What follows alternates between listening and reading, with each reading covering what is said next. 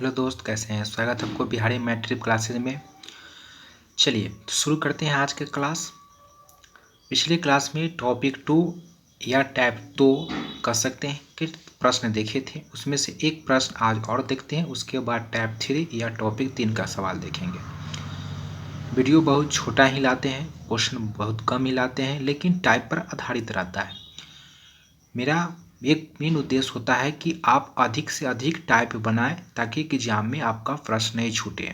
अधिक प्रश्न बनाने की जरूरी नहीं है, बशर्ते कि टाइप अधिक होनी चाहिए। अब 2 ही टाइप का 50 सवाल बना दे तो बनाने का उससे कोई मतलब नहीं होता है। आपका टाइप अधिक होना चाहिए। चलिए तो ये टाइप 2 का एक और प्रश्न देखते हैं। तो आप जो है ना टॉपिक वाइज जो है क्लास करिएगा तो आपका जो है एकदम इजी वे में समझ में आएगी अच्छे से, और एक भी क्वेश्चन एग्जाम में 100% गारंटी है कि नहीं छूटेगा। चलिए तो आपसे रिक्वेस्ट है कि पहली बार अगर मेरे चैनल पर क्लास कर रहे हैं तो टाइप प्रॉफिट और लॉस का क्लास 1 देखें, क्लास 2 देखें और क्लास 3 देखें। फिर तो टॉपिक 2 में टाइप 2 का एक और सवाल यहाँ पर देखते हैं। उसके बाद टॉपिक 3 में चलेंगे। 3 में भी कुछ समझने वाली बातें हैं, वहाँ पर समझेंगे। उसके बाद फार्मूला हम अभी बहुत कम लिख रहे हैं। पहले कंसेप्ट क्लियर करिए, कंसेप्ट पर बनाइए। फार्मूला के जहाँ जरूरी होगा वहाँ देंगे। अधिक फार्मूला से भी इधर उधर हो जाता है, आपको फिर इतना फार्मूला हो जाएगा कि याद रखना मुश्किल हो जाएगा। तो कंसेप्ट क्लियर रखिए तो आपका फार्मूला जरूरी नहीं पड़ेगा। अब देखिए यहाँ पर कहता है कि एक घड़ी को 1140 रुपये में बेचने पर एक व्यक्ति को 5% की हानि होती है। पहले क्या करना है, कुछ नहीं करना है, जो दाम दिया हुआ ले लीजिए 1140 रुपया इंटू हर एक क्वेश्चन में करना है। अब देखिए जब 1140 रुपया में एक दुकानदार कोई वस्तु को बेच रहा है तो कहता है कि 5% का उसे हानि होती है। तो हानि का फ्रैक्शन हो जाएगा 95/100, ठीक है, क्योंकि 100 में से घटा कर लिखते हैं।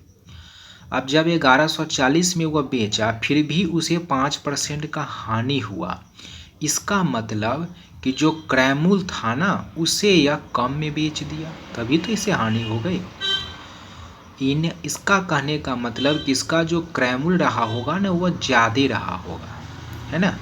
तो क्रय मूल्य ज़्यादा रहेगा तो ज़्यादा वाले मान को हम ऊपर रखते हैं और कम वाले मान को नीचे रखते हैं, क्योंकि जब इतना में बेचा फिर भी हानि हो रही है, इसका मतलब कि क्रय मूल्य इससे ज़्यादा रहा होगा।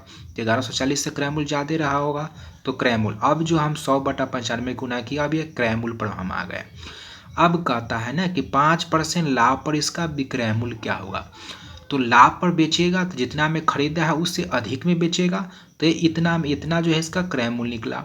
अब इसके 5% लाभ पर बेचेगा तो 5% लाभ का फ्रैक्शन हो जाएगा 105/100, है ना। तो ज़्यादा में बेचेगा तो 105 को हम ऊपर रख देंगे और 100 को नीचे रख देंगे, ठीक है। समझ गए होंगे, पिछला क्लास भी देखे होंगे तो आपका 100% पूरा क्लियर हो गया होगा। क्वेश्चन इस टाइप का किसी भी बुक से बनाइए आपका नहीं फंसेगा, 100% गारंटी है। 0 से 0 पार हो गया, 100 से 100 खत्म हो गया। अब देखिए 19 से काट दिए तो 19 पचे 95 कट जाएगा यह, और 19 छक 14 से कट जाएगा 60 हो गया।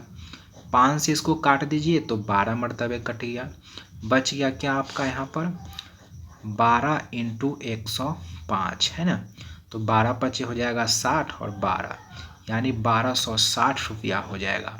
5% लाभ पर इसका विक्रय मूल्य कितना होगा 1260 रुपया। इस तरीके से टॉपिक 2 जो है कंप्लीट होता है। बस जितने भी प्रश्न बताए टाइप 2 में या टॉपिक 2 में इसी तरह के प्रश्न आते हैं जो आपसे नहीं छूटेगा, पूरी गारंटी है। चलिए अब समझते हैं टॉपिक 3 में, उसमें कुछ समझने वाली बातें हैं।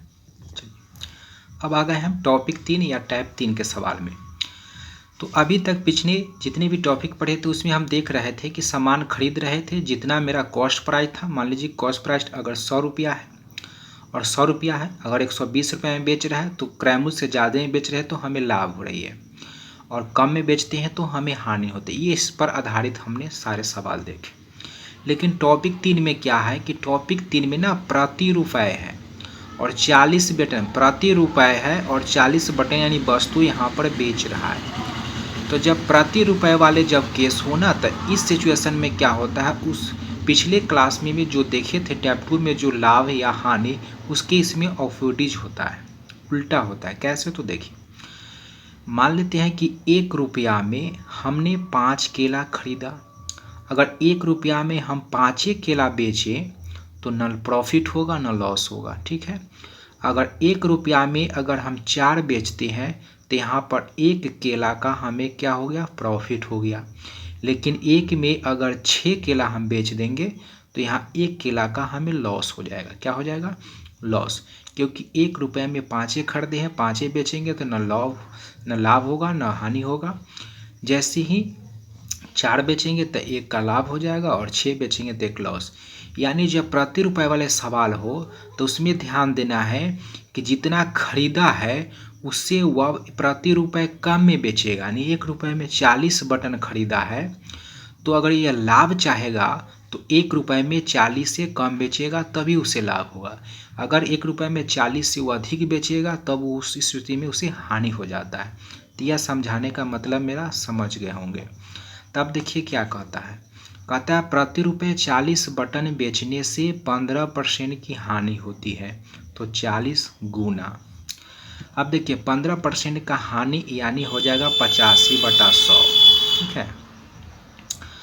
तो कहता है कि प्रति रुपये 40 बटन बेचने से 15% की हानि होती है। तो प्रति रुपये कितने बटन खरीदे गए थे? इसका मतलब कि यहाँ हानि हो रहा है। तो हानि कब होगा? 1 रुपया में वस्तु खरीदा होगा कम और बेच दिया होगा ज़्यादा, तभी तो इसका हानि हो गया। तो 1 रुपया में वस्तु कम खरीदा होगा, ज़्यादा में बेच दिया तो इसे हानि हो गया। तो कम खरीदा होगा तो 85 को ऊपर, कम वाले मान को हम ऊपर रखते हैं। 5 से कट जाएगा 17 मरतबे और 5 से 20 और 20 से कट जाएगा 2 मरतबे। 2 गुने 17 कितना आ जाएगा? 34 आ जाएगा। यानी यह प्रति रुपये 34 बटन खरीदा था और ख़रीदा उससे अधिक में बेच दिया। 40 रुपया में 40 वो बेच रहा है, इसी कारण इसे हानि हो गया। तो बस यहाँ ध्यान रखिएगा, 1 रुपये में जितना बटन खरीदा है हमेशा उससे कम में बेचेगा तभी उसे लाभ होगा।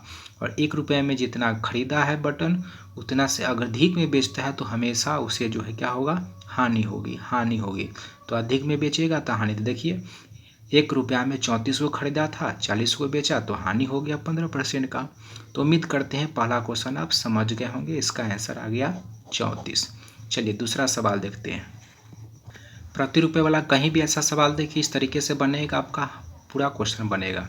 कहता है 7 रुपये, तो कुछ नहीं, 7 रुपये कहा 7 इंटू लिख देना है। अब देखिए 7 रुपये में 7 रुपया है ना, कहा है 7 रुपये में 15 में हमेशा वस्तु लेना है। किसे लेना है? वस्तु लेना है। 15 इंटू कर देना है, हमेशा वस्तु। जब प्रति रुपये हो या 7 रुपया तो 7 रुपया में 15 को आम या खरीदा। कहता है कि 25% लाभ कमाने के लिए 7 रुपया में कितना आम बेचेगा? तो अगर 7 रुपया में वो 15 को आम अगर बेचे तो न उसे लाभ होगा न हानि होगा। 7 रुपया में अगर वो 15 बेचे तो न लाभ होगा न हानि होगा। अब 7 रुपया में 15 से कम आम अगर 12 को बेच दे या 14 को बेच दे तब इसे इसमें लाभ हो जाएगा। लेकिन जब यह 16 को बेच दे तब तो हानि हो जाएगी। तो 25% लाभ कमाने के लिए 7 रुपये में कितने आम बेचेगा? तो 7 रुपये में 15 आम खरीदा है, लाभ भी चाहता है तो जितना में खरीदा है उससे कम में बेचेगा। तो कम में बेचेगा तो 25% लाभ का तो फ्रैक्शन पहले करेंगे।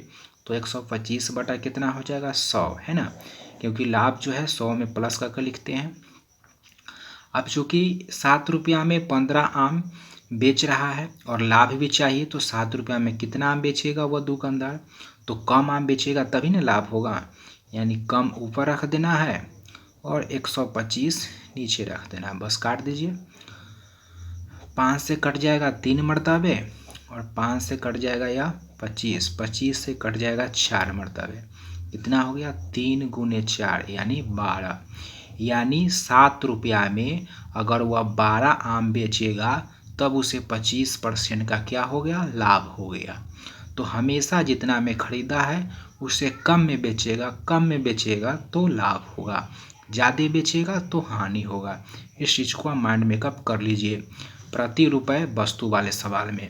तो इसका आंसर हो जाएगा 7 का 7 रुपया में कितना बेचेगा, 12 गो वस्तु बेचेगा, यानी 12 गो आम बेचेगा तो इससे 25% की लाभ हो जाएगी। चलिए नेक्स्ट सवाल देखते हैं।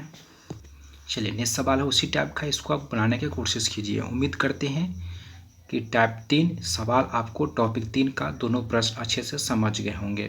तो फटाफट इसको सॉल्व कीजिए, उसी तरीके से बन जाएगा। देखिए क्या कहता है।